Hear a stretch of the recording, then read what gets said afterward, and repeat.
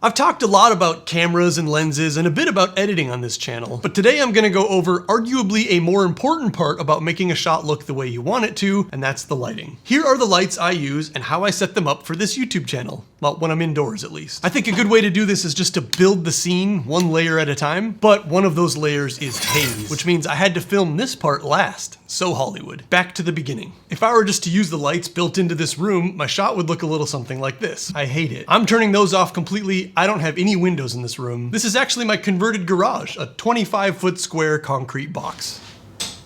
This is my primary light. My key light, the light that lights up my face and this desktop. It's an Amaran 100D. And when you have complete control over the light in a room, you could even get away with something smaller if you're trying to save money. This is only set to like 60% brightness. So you could go with the Amaran 60D, for instance, depending on which camera lens you're using. You need a little bit more of an open aperture to shoot in darker environments. But with this lens, 50mm f1.4, 60 watts is plenty. I'm shooting at 1/50 shutter speed, ISO 125 at f1.4. I like a pretty strong contrast, personally. A Rembrandt lighting effect, if you will, where I put my light way off to one side, and it's got a pretty big Light Dome 2 modifier on it with a grid. First, the dome is to increase the size of the source of the light. Instead of a bright little 1-inch ball of light, which causes sharp shadows on your face, especially if it's at this sharp of an angle. Here's just a quick example of hard light, so you can see like the shadow that my glasses is making and my hands. It's just more, I mean, you could use this for dramatic effect.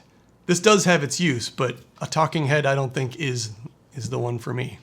Hard light. Instead, this dome makes the disc of light, what is this, like 36 inches across. And what that does is send light beams at my head, basically from all the different angles at this disc. So it's hitting me from a little bit from below, hitting me straight from the side, hitting me a little bit from the top. That makes the shadows on the shadow side of my face really soft. I'm pretty old, I'm 46, so that softens my skin quite a bit. What the black waffle pattern thing does, you can see it on this light back here, this fabric-y black waffle thing, that's preventing the light that comes out of this giant disc from hitting my background. So this kind of directs the light in the way that it's facing. That's how you can keep the background intentionally super dark back there. Because I'm gonna be lighting the background in a different way with practical lights that are already set up back there. If I get behind here, I'm not sure if you can hear my voice, but you're gonna see how I can actually direct this kind of like a spotlight. If you're going for like a super bright set, one of these lantern type modifiers might be a better choice. This thing makes it so you'll be sending light out in all directions. I'll just put it on here so you can see. So you can see I'm lit up about the same as I was before, but this modifier sends a lot of light into the background back there. It sends light everywhere. Here's a side-by-side with the dome versus with the lantern modifier. I'll sit still for a second. And actually, because this light is right next to me and pretty far from the back wall, I will say this does provide like an appropriate amount of light for the back wall. It's just not how I want it to look. The background of your shot should be dimmer than you are so that you're the main focus of the shot. The next part of the formula is the backlight, the rim light, the hair light. Usually this light is above you and, I don't know, like a 45-degree angle shooting down at your head. I have mine set up directly behind me, so the actual light that makes it to the camera just makes like this thin line around my head and neck. Here, I can turn it off. No backlight, backlight, no backlight, backlight. Just does a little bit of separating you from the, well, right now invisible background. But then, for a gratuitously moody feel, I like to pump a whole bunch of haze into the room before shooting.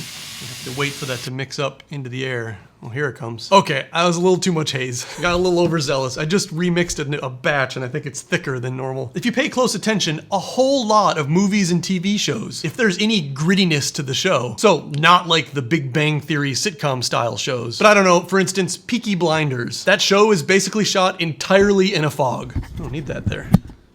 Every bar scene. Why is this basement so smoky? I don't know. Looks cool though. Even when they're outdoors, there's like actively smoke crossing the scene. No one's shot anybody yet. There's not smoke from the guns. Crime shows do it pretty regularly. Check out this hazy staircase. Look at this hazy bank room in, I think this was 7. And in movies, a lot of times it's to help tell the story. For instance, you can't see the beam of a flashlight in an actual regular dark room, but it's definitely cooler to show it so you get the idea that these guys are searching around. Every time you see a flashlight beam, Someone pumped a bunch of haze into that room. It took time and practice. It was intentional. So anyway, I pointlessly pump my studio full of haze too. It gives all the air behind me some texture. And actually in the B cam right now, all the air in front of me has some texture because I pushed that button for too long. It also takes the dark black color out of blackness. And it lets my backlight back there really set up like a halo of light around me. But the backlight in general can set up a problem for this kind of shot too. So I shoot with two cameras, mostly to cover up my mistakes. I'll just switch to the B camera when I'm doing an edit in the middle of a sentence,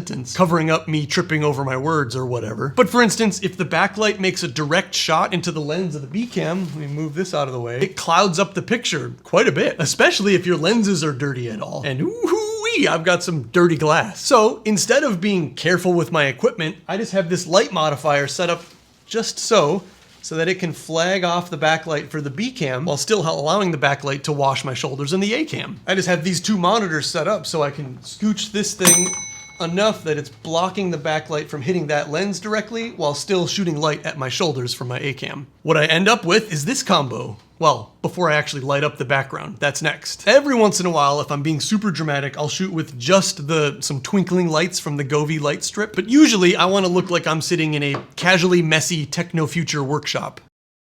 Actually, a huge part of why I shoot at f1.4 is just utility. I don't want to clean up this place. I really do work in here. And at this aperture setting, you can't really see how out of place and how messy everything is back there. Anyway, the final piece of this lighting pie are all the practicals that are in the background. I have all these bulbs back there on programmable bulbs, so if for some reason I wanted the whole background to be blue, like any good tech YouTuber from 2022 would, or if I want everything to be red so I can make some dramatic point, I can do that. But mostly, I just like to be able to control the dimness. And that way I can set the mood for any particular video. So that's the shot. A key light, the backlight, some haze to give the air more volume, and then all of the lights glowing in and around the shelves in the background there. These, combined with this shot at 50mm f1.4, is the secret sauce for my YouTube channel. In case you want to replicate it exactly, my camera is about 7 feet in front of me, and the back wall is probably about 10 feet behind me. We're shooting full frame Sony a7 IV for the main camera, Sony a7S III on a slider for the B camera, and actually a couple of ZVE-10s. One's a ZVE-10, one's a ZVE-10 II for these wider shots. Links to everything I talked about below. Goodbye.